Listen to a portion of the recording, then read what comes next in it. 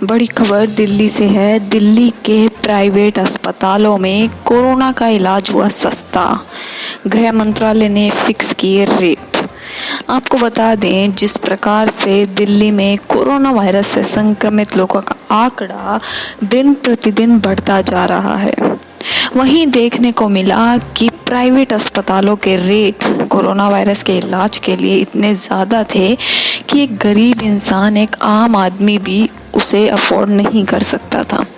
तो आपको बता दें, दिल्ली में कोरोना संक्रमित लोगों के इलाज की दरों में काफ़ी कटौती की गई है। गृह मंत्रालय ने डॉक्टर वी.के. पॉल कमेटी की सिफारिशों को लागू कर दिया है। इसके मुताबिक प्राइवेट अस्पतालों में 8 से 10,000 रुपये प्रतिदिन में आइसोलेशन बेड मिलेंगे।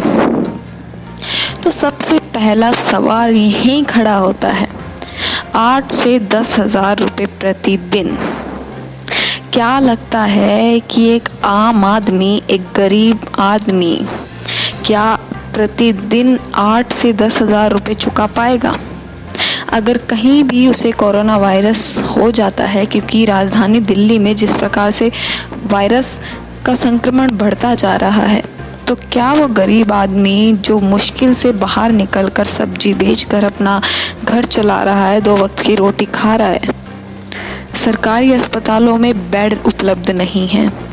सरकारी अस्पतालों की हमने वीडियोस देखी, हमने दिल्ली से काफ़ी सारी वीडियोस देखी जिसमें देखा कि अस्पतालों में बेड नहीं है, सही से इलाज नहीं हो पा रहा है। और अगर एक आदमी, गरीब आदमी, आम आदमी प्राइवेट अस्पतालों में जाएगा तो क्या वो 8 से 10,000 रुपये चुका पाएगा? इस लॉकडाउन के बीच जब 3 महीने से हर कोई अपने घर में बैठा है, रोजगार लोगों को नहीं मिल रहा है, लोग बेरोजगार हो रहे हैं, तो क्या 8 से 10,000 रुपये जो ये कटौती की गई है, क्या ये काफ़ी है? इसके अलावा 13 से 15,000 रुपये प्रतिदिन में आईसीयू बिना वेंटिलेटर के मिलेंगे। केवल यह ही नहीं, 15 से 18,000 रुपये प्रतिदिन पर आईसीयू वेंटिलेटर के साथ मिलेंगे। पीपीई किट की कीमत शामिल है। अब आपको बता दें कि जो एक कटौती की गई है, जिसको कहा जा रहा है कि हमने रेट कम किए हैं, तो पहले के रेट क्या थे? पहले 24 से 25,000 प्रतिदिन आइसोलेशन बेड के लिए थे, जो अब 8 से 10,000 हैं। 34 से 43,000 रुपये प्रतिदिन आईसीयू बिना वेंटिलेटर, 44 से 54,000 रुपये प्रतिदिन आईसीयू वेंटिलेटर के साथ। ये पहले की दरें हैं, जो जिनके बाद अब जो कटौती हुई है वो 8 से 10,000, 13 से 15,000 इस प्रकार से हुई हैं।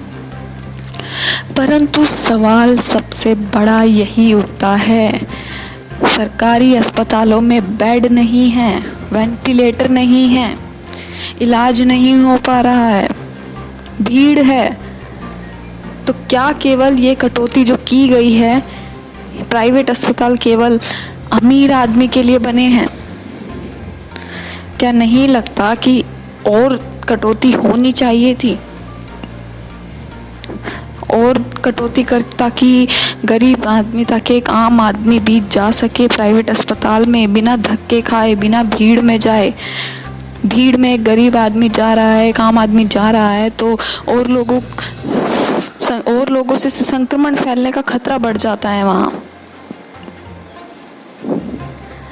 गृह मंत्री अमित शाह ने गुरुवार को दिल्ली के मुख्यमंत्री केजरीवाल और एनसीआर जिलों के डीएम और डीसी के साथ बैठक ली।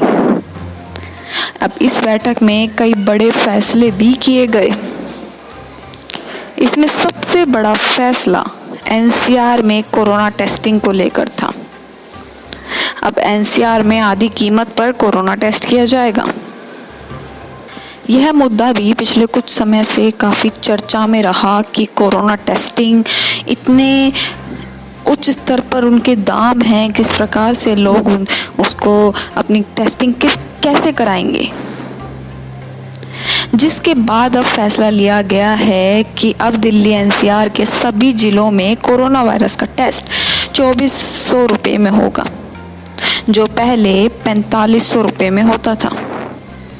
इसके साथ ही फैसला किया गया कि एनसीआर के जिलों में जल्द ही एंटीजेंट पद्धति के जरिए भी कोरोना टेस्टिंग की शुरुआत होगी। इस प्रक्रिया में टेस्ट रिजल्ट आधे घंटे में आता है। केवल सोचने का मुद्दा बनता है कि आपने कटौती की, बहुत ही लाभदायक ये कहीं ना कहीं रहेगा लोगों के लिए, परंतु उस गरीब आदमी, उस आम आदमी का क्या, जिसके पास रोजगार नहीं है। सबसे ज़्यादा कोरोना वायरस का असर तो एक गरीब और आम आदमी को पड़ा है, जो 3 महीने से घर में बैठा है सुरक्षित रहने के लिए। वो कहाँ जाएगा? अस्पतालों में जगह नहीं है, सरकारी अस्पतालों में जगह नहीं है, भीड़ है। तो सबसे बड़ा प्रश्न यहाँ खड़ा होता है। आप बताइए कि क्या होना चाहिए, क्या सरकार को और फैसले लेने चाहिए।